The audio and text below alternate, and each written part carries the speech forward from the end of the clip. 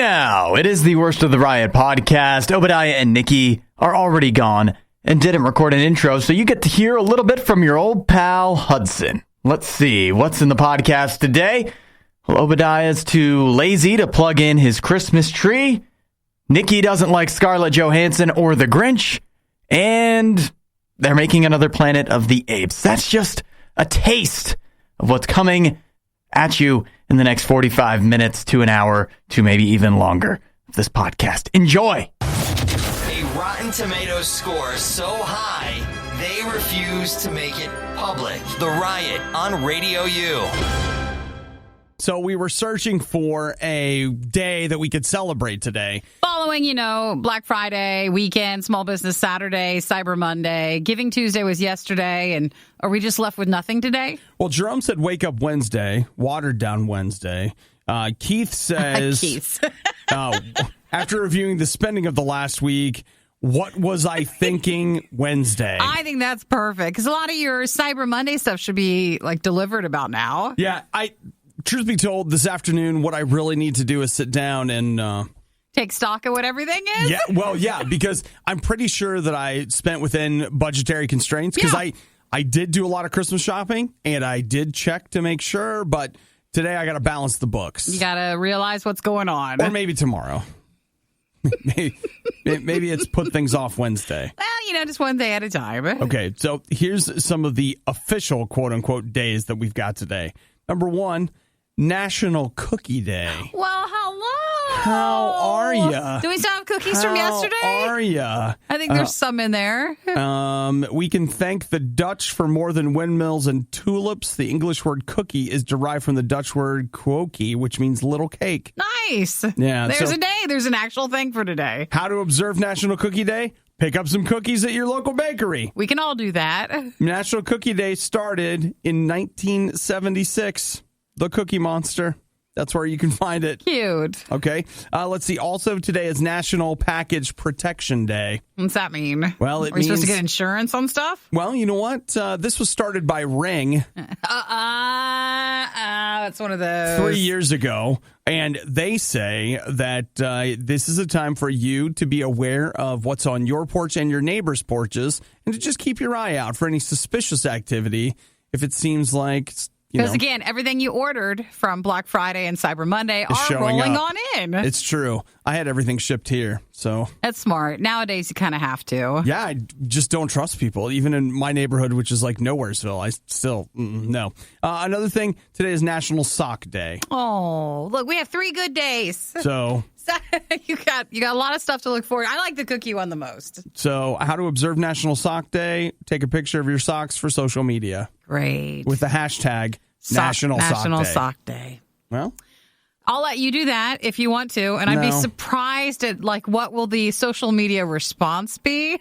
You know what you need to do is take a picture of you in your socks, eating a cookie with all your packages. Perfect. With all your deliveries. It's a threefer. So that's all for today. If anybody else comes up with something, pick one of those and you have something. Well, don't say you didn't have anything to celebrate. Their stuff. The definition of insanity is putting the riot on again and again and expecting a better result. It's the Worst of the Riot on RadioU. Listen, I have not, I don't know. As far as the whole smart home stuff, I haven't really cared that much. I've got a friend of mine who got a house, and he was before he went all the way. All in. I mean, he practically schedules when his garage door comes up. I mean, it's just so the lights, the security system, the cameras, everything. And I'm just you know what? I don't care that much. It's fine, whatever. And I don't even care that much about turning on, man, I really wish the light was on.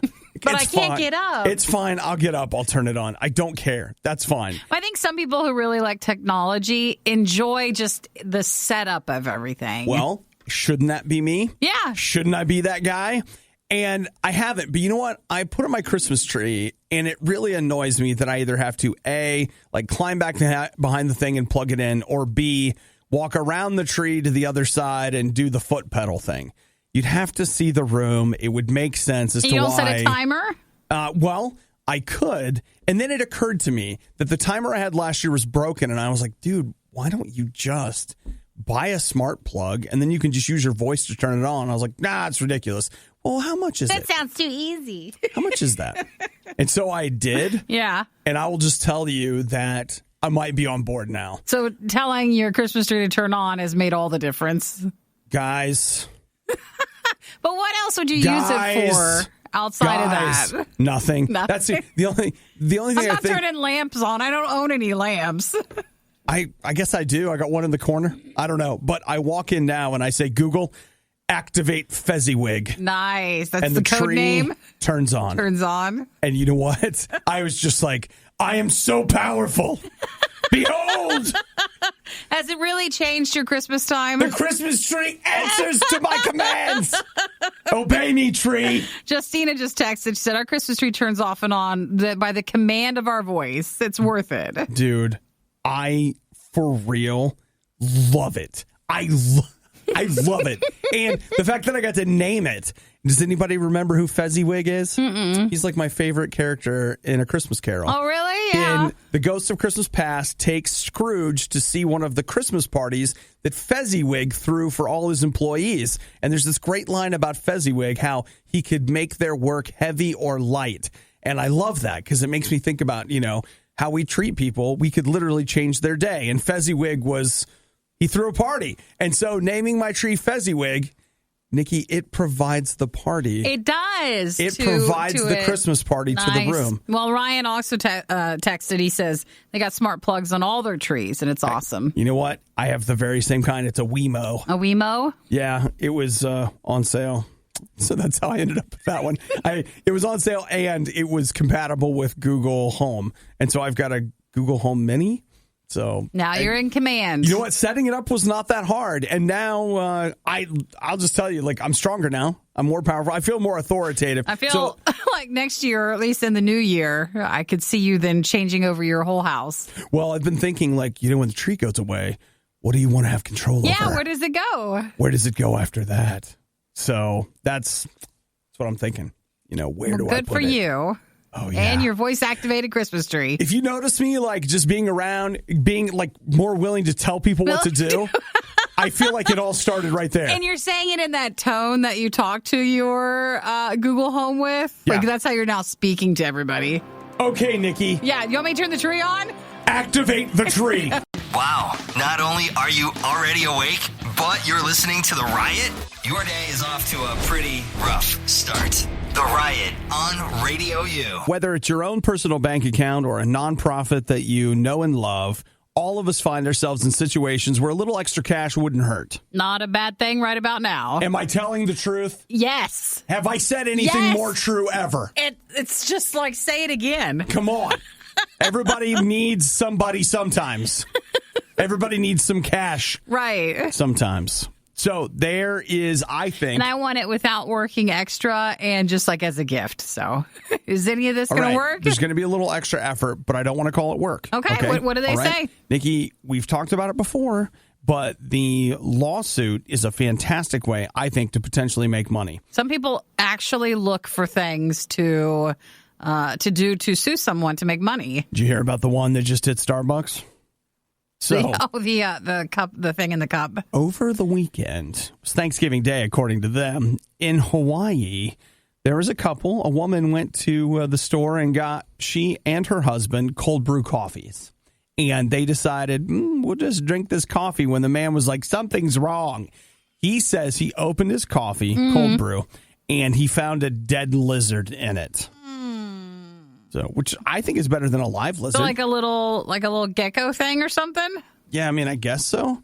And so then, this is, of course, the best part of the story. Jessica, the wife, says that he knew the dangers of lizard bacteria and immediately forced himself to throw up. He's lying. No one knows the danger. You're just going to be too shocked to do anything. I love the idea. He's doing too much. He's just like, you know what?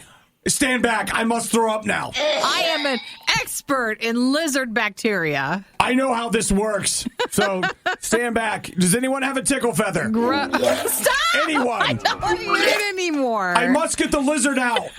The bacteria. It may get me. Oh, gross. So they took photos, of course. Then they also went into the Starbucks and said, hey, we found a dead lizard in our cup. Mm-hmm. And the manager was like, well, I'm going to have to report that. So they did. Now, Starbucks says... Well, the manager had told them that they should hear from corporate concerning it, but they said they've not heard anything yet. Right. And so now they've taken to social media to post their pictures. Gross. Really, I feel like we're supposed to look at our food and our drinks before anything happens. Yeah. I'm not saying I believe this person. A lot of times when things are found in cups, it's not real. They put them in there, but right. I'm not sure. I'm looking at the photos. Yeah. Why is their cold brew coffee clear? What do you mean? You can clearly see. It's just ice. That's at the bottom. Oh, that's just ice. Like he drank the drink. Yeah, that's disturbing. I mean, did it really happen? We don't know. I don't know. But if it did, that really sucks, dude. I don't want to know. Yeah. I don't feel like I want us to make money that way because he had to drink the drink. Not necessarily. I mean, we just pour it out.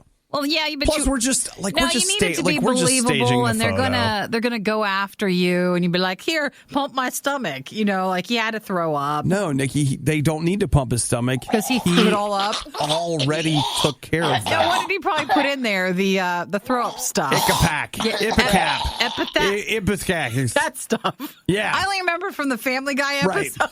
Right. Last one to throw up gets the pie. Can we please go watch that real quick? We've got to go. We'll be right back. Please pull that up. Well, again, here at our consulting firm, Creative Fundraising. How to make the money that you want this holiday season. I don't know if this is it. It seems like a great idea to me. I'd rather get another job somewhere and just work some more hours. I don't want to drink the lizard drink. You never make money working for other people. You got to work for yourself. Got to be your own boss. Everything you love about the Riot, plus a handy-dandy fast-forward option. This is the Worst of the Riot podcast. The Center for Disease Control wants to let everybody know you're too fat. All right, put the food down first. You don't want to be feeling guilty while you... Hang on, let me set this down. I can't hear so good while I'm chewing. If you're eating something, just give it a moment. So CDC has come out, and they say that, man, like over the last 10 years... Now, okay...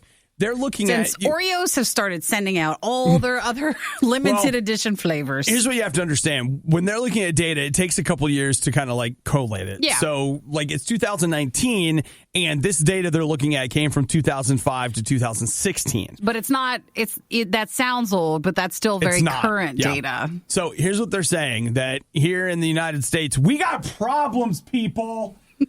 They say that between the ages of 12 and 17, 18% of teenagers are, in fact, pre-diabetic.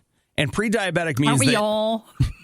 I mean, technically, everybody is. Everybody is. Except if you don't have diabetes, then you're pre-diabetic. That's how I look at it. I don't think that's what they're meaning. No, they say that your blood sugar levels are so high that you're in danger of developing type 2 diabetes, which is... I thought that was reversible, but they say it's actually, you can manage it a lot easier than type 1. Type 1's like its whole other thing. But with type 2 diabetes, it's, potentially manageable through diet, et cetera, et cetera. But they say that really we should be taking the steps before we're diagnosed with diabetes to... So what are they saying for the age group? Okay, so that was the teenage age group. Then you bump up over 18 and you go 18 to 35. 1 out of 4 adults in the United States in that age group between 18 and 35 are pre-diabetic. So that means 25% of us are on the fast track for type 2 diabetes. So you know what that means? They say there are 3... No donut after you get your blood drawn today? Screw that. It's medical. You need that one. Yeah, I mean, there are 3 things that you can do to take care of this pre-diabetes. We don't even need to hear it. It's diet and exercise and probably sleep. No. What is it then? It's diet and exercise. And water? Less stress. Oh, less stress. Which is why obviously there's nothing I can do about the diet and exercise. I'll have to quit my job. Yeah, but the stress is why you wanted to get the donut in the first place. It is a vicious cycle. You know what it is? I'm trapped. I can't get out. You're trapped in your body. I'm trapped in modern society. It's not my fault. Not my fault, but I'm going to Jolly Pirate today. I'll tell you that. It's real. It's okay. It's real. It's okay. Yeah. So that's it. I mean, it does seem like it's reasonable ideas for people to follow. Like it's a reasonable plan. We know what they're saying. Well, they're just saying that it is. I will say this, like. Type 1 diabetes, terrible disease. Type 2, mostly preventable. Not entirely, but for some people, preventable. It does make sense to, maybe what you got yourself. Yeah, maybe just not get the disease. Yeah.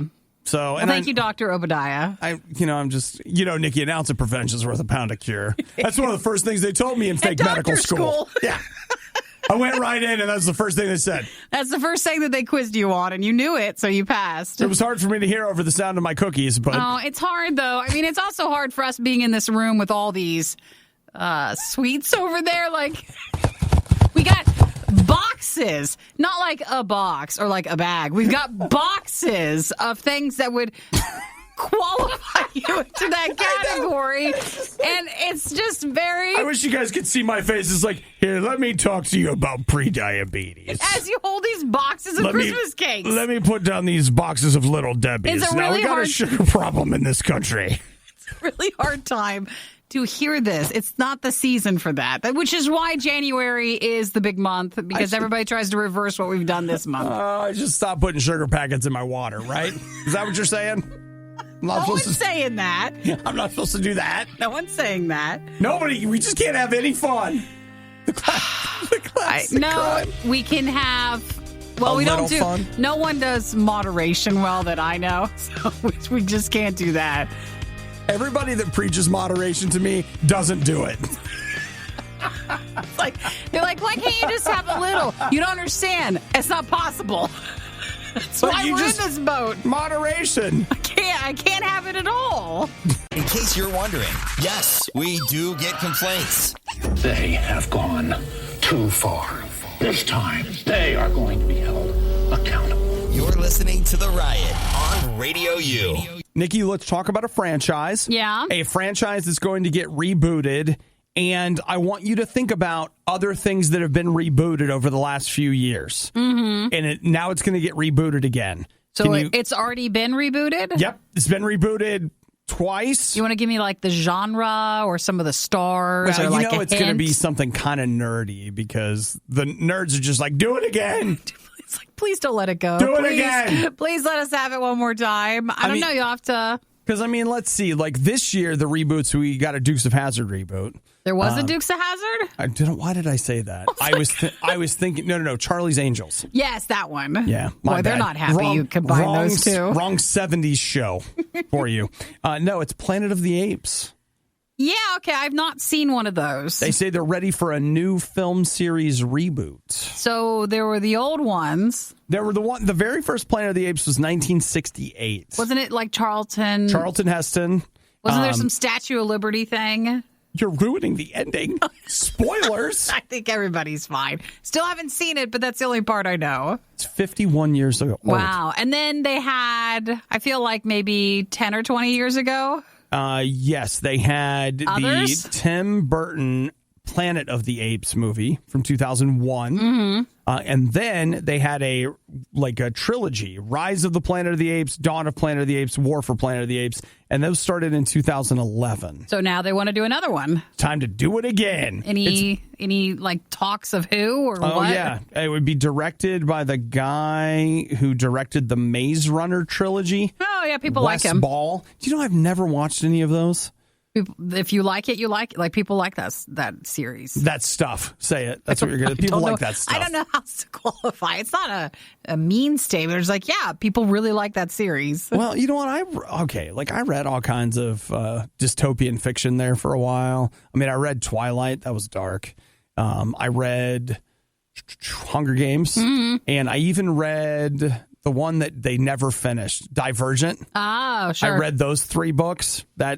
I don't think they ever made the last movie in that. They were just like, you know what, we just give up. They're still Whatever. a little sensitive about that. Yeah, but Maze Runner was another one of those, and I was like, you know what, I just feel like You've done enough. let me guess, like in the future, the kids are sequestered and they're not allowed to be who they want to be, and they're forced to run mazes. So now that guy is going And to it's go all over. a metaphor for high school. So now that guy is going to go over and do the reboot for the Planet of the Apes. That's the word. That's what's what gonna they're happen. saying. You know what? It'll be a younger take on it. I never saw, I saw Rise of the Planet of the Apes, which was surprisingly good.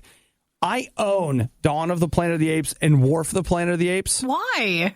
Well, Black Friday, $3. I kept saying, I want to watch these, so I might as well just buy them. It's cheaper than renting them. You still own them. And haven't watched them.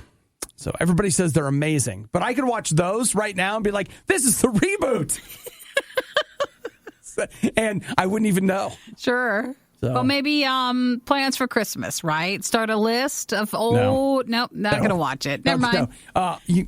The only reason I say that is because by the time Christmas gets here, the list will be so long that the list will be depressingly long and I won't even start it. Because then it makes it seem like you've made it into work and then you're mad about it. You don't want to do any of it. Yeah. I got a real complicated psychology here. It was bad enough the first time around, but now it's worse. Don't believe us? Just keep listening. You'll find out soon enough. This is the Worst of the Riot podcast. All right, Nikki. But What the heck is circadian fasting? that's what I'm doing now. It is? Yeah. I'm circadian now? Yeah, I mean, I would think, it's nothing new, but in the fasting world, it's like, oh, you could be trying this one. So, what is it? Basically, The there's fasting world. the IF. Aren't you a part of that? Are you into IF, bro? Do you even IF? Intermittent fasting. Yeah. Which we tried, was it last year? I tried that for a couple of months. You know what? I kind of did that with you. I basically, okay. Don't be mad when I say this. But for me, my intermittent fasting was essentially skipping breakfast. That's really what it is for a lot of people. I just drank coffee and then after the show at like 10 o'clock, 11 o'clock, I don't know, whatever. So you would eat later in the day. Right. But for this, I kind of like this a little bit better, and it might be a little bit more doable because of our schedule. But basically, you're following the sun for the most part. So you stop. Good. The sun's up for 3 hours now.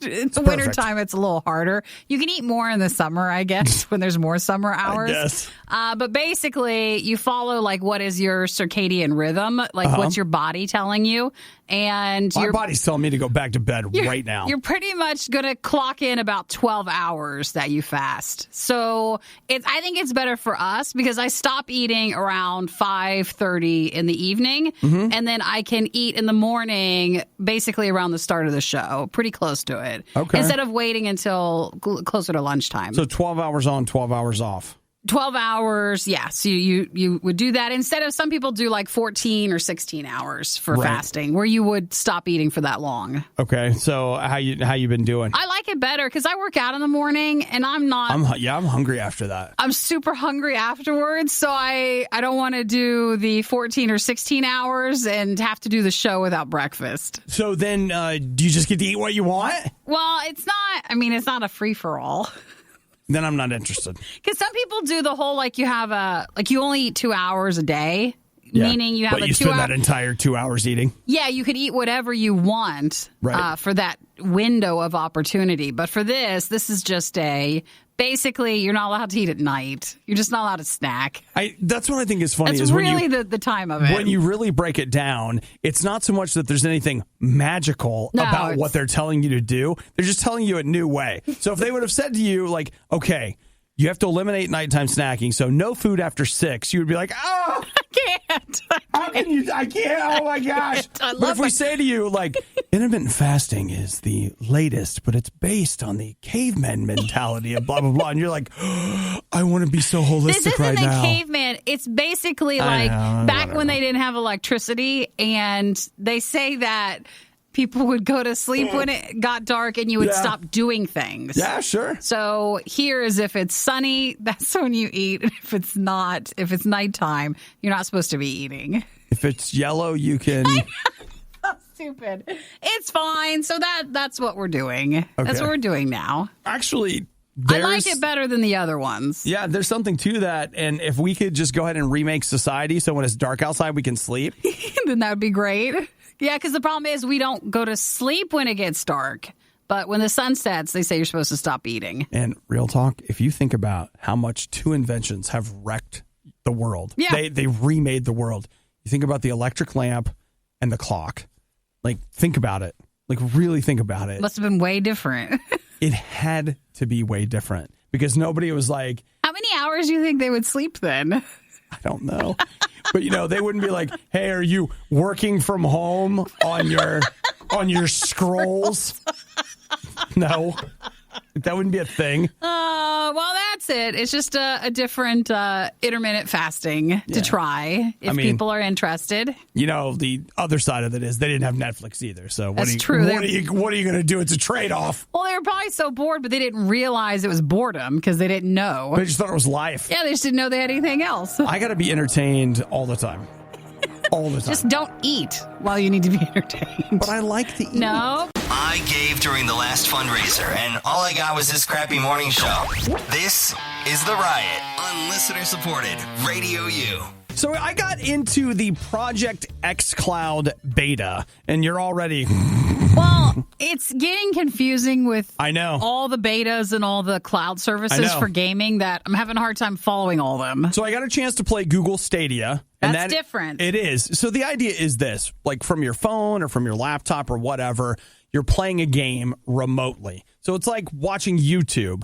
You don't have the video locally. It's being streamed to you, and somewhere else the video is playing. And that's the way the xCloud beta and Project Stadia work, with the idea being that there's a computer or an Xbox somewhere that's actually playing the game, and they're just streaming the video to you. So Stadia is Google. Yes. So it's console-less gaming, but you still have to buy the games. Right. xCloud is what Microsoft is doing with Xbox. So you have to have an Xbox. Well, or can you just do it? Here's the thing is right now, no, you don't. You have to have an Android phone, and you have to have a Microsoft account. And that could be a Hotmail account, an MSN account, a Live account, an Junk Xbox account, like whatever you got, some kind of a Microsoft account. And you can sign up for this. The beta must not be that hard to get into because I signed up and it was a couple of weeks, but I got an invite to it. And so yesterday during our downtime and Giving Tuesday, I checked it out for a couple minutes. And so I was playing Borderlands 2, which I have at home on my Xbox. I was streaming it to my phone from some Xbox server somewhere. I brought my Xbox controller, which I Bluetoothed to my phone. And over Wi-Fi, I was playing a game on my phone that I would never actually be able to play locally on my phone. On a console. And it worked pretty well. Looks good. I was a little surprised. Not saying because your phone is poorly done, but I was more surprised because your phone normally doesn't do anything. So it can't do anything. And it did it. And it looked great. Thanks, Nikki. You're welcome. Well, you went for simple. Thanks a lot. Your phone. It is just quite surprising. It's a crappy phone. It's a cheap, minimalist, crappy phone. It's being just know what you need. But the year it came out, they said it was the best of the budget phones. It's not even that old. It reviewed super well. But it looked cool. It looks great on it. It really did. It was neat. So you can sign up for the Project xCloud beta for free. And I know it's like, if you got an Android phone. And what they've done now is they just opened it up to where there are, is it like 50 games that are on there? You don't have to own them. Like they're just there for you to play. And there was a lot of stuff there. And you know what? I'm kind of curious to go check it out some more. The only problem I have is I really need a driver so that I could play games on my way into work. Oh, a car driver. Okay. Yeah, but instead, I'm driving myself, which, during my commute, I just don't think it's a good idea for me to play games while I'm driving. Well, that's true. So, then when I get here, there's this expectation that I'm going to work. So you have to on stuff. You're running out of time when you can actually play it. Yeah, I really just need to quit my jobs. But then I'd be at home and I could just play it on at your home. Xbox. So it wouldn't matter as much. You go to the coffee shop. You're just like, yeah, I'm here to play the game. I just needed to get out. I'm working. Yeah! You were one of the lucky few who missed the riot when they were live. Yet here you are. I also like to live dangerously. This is the worst of the Riot podcast. Wow.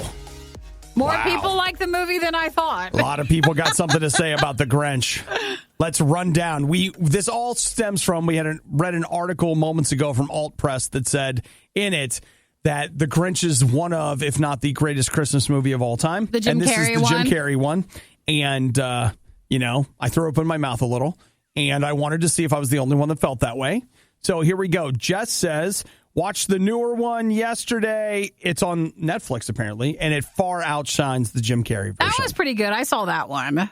Jonathan says, I'm with St. Nicky. White Christmas is the best Christmas music. That's me. But Jim Carrey is hilarious as the Grinch. The only thing I know about the Jim Carrey Grinch one is there's this old interview that he talks about how emotionally difficult it was to wear the makeup for the movie, how you felt claustrophobic in it. Yeah, sure. And it almost wrecked him. So Christina says, it's not my favorite Christmas movie, but my husband Ryan loves it and quotes it year round. Oh, put him down then for yes. Dylan says, I think it's the best of the Grinch movies, but it doesn't break the Christmas top 10. Jeff says the Grinch, meh. Christy, Jim Carrey's Grinch equals vomit, Elf equals heart. Alyssa says, dude, it's the best. Jim Carrey's best performance ever. Well, I mean, what are we comparing it to? Of his performances. Kyle says, certainly not the best, but still good. ZK of RadioU Weekend says, dude, Jim Carrey's The Grinch is a classic, good Christmas movie. Obi, you ought to relate. Oh, is he calling me the Grinch? Impossibly. I mean, sometimes in text messages, you just can't tell the tone. Tone is important. I'm not sure. Tone is important. Possibly. But I am surprised that so many people do like the movie. JC says, I don't know it's the greatest, but I do love it. And then this unnamed person says, stop, the Grinch is my fave. Ryan says the movie's a hard okay. Man, that is... I love that so much. I have not heard that yet. That works, doesn't it? I mean, I hear a lot of people say hard pass. Yeah, it's a hard okay. That's a hard okay. So Caleb texted, he said Jim Carrey's Grinch is trash. However, his version of A Christmas Carol isn't just my favorite Christmas movie. It's one of my favorite movies in general. That I agree. I mean, it suffers from the, what do you call it? It's the Uncanny Valley or the, what's the Christmas train one? Oh, the Polar Express. It's the same animation house, and it came out like a year or two later, and has that the same... animation's kind of so crisp and so, it just makes it hard to watch. Something unsettling about it? Yes. But I agree. I remember that being a good version. It's been a while since I've seen it. So, well... There we go. Apparently, there is a Grinch Defense Brigade I was not prepared to encounter. And so you were saying it's because they pulled Jim Carrey's Grinch from Netflix? Yeah, internationally. Here in the U.S., How the Grinch Stole Christmas with Jim Carrey is currently on Netflix. But basically, every other region that services Netflix, they lost it. And now they're losing it. Know what I'm saying? Okay, everybody can calm down now. Hey, so what do you think of Obadiah? The truth is, he's not a very nice person. Okay, well, what about Nikki? The very best there is. You're listening to The Riot on RadioU. Okay, Nikki. Did you watch it yesterday? Did I watch what? We did Cyber. You got me doing that. See, Cyber Tuesday. It just runs together. I did Giving Tuesday yesterday. There wasn't any time to watch anything. The only thing I watched was a trailer yesterday, and that was the Black Widow trailer. Oh, yeah, I saw that too. So, she's a girl, you're a girl? Since I haven't seen any of the Avengers stuff, I don't know the storyline. Sure. So it sometimes makes me a little confused when I see some Marvel movies that come out that really lay on the superhero stuff. Yes. And then when I watched hers, I'm like, well, does she have any superhero stuff? She does not have superpowers. Because it just seems like a normal world. Right. If that makes sense. Yeah. Compared to... I thought everything was going on. Well, that actually is the reason why I wanted to ask you is that, of course, aside from the fact that she's a woman, and Nikki, after all these years of thinking that women are less than men, thanks to this movie, you're finally going to have an example of what a strong woman looks like. Well, no, you don't have any in your personal life Not me. You've never seen any real women through history do anything, but this movie is finally going to show you what it is. That you can be strong, Nikki. It just made me confused because I expected more things to go on with it compared to just it being like a spy thriller or something. Well, that was what I was wondering is if you take like the Marvel name off of it. If we just called it The Black Widow, I'd be less with likely to Scarlett watch Johansson, it. You'd be less likely. Yeah. Well, you watched Anna, didn't you? I did. I watched that. That was good. But I guess what I was saying is, would would separate Anna from like Black Widow? Oh, I'm not the biggest fan of her. Scarlett Johansson? Of her acting.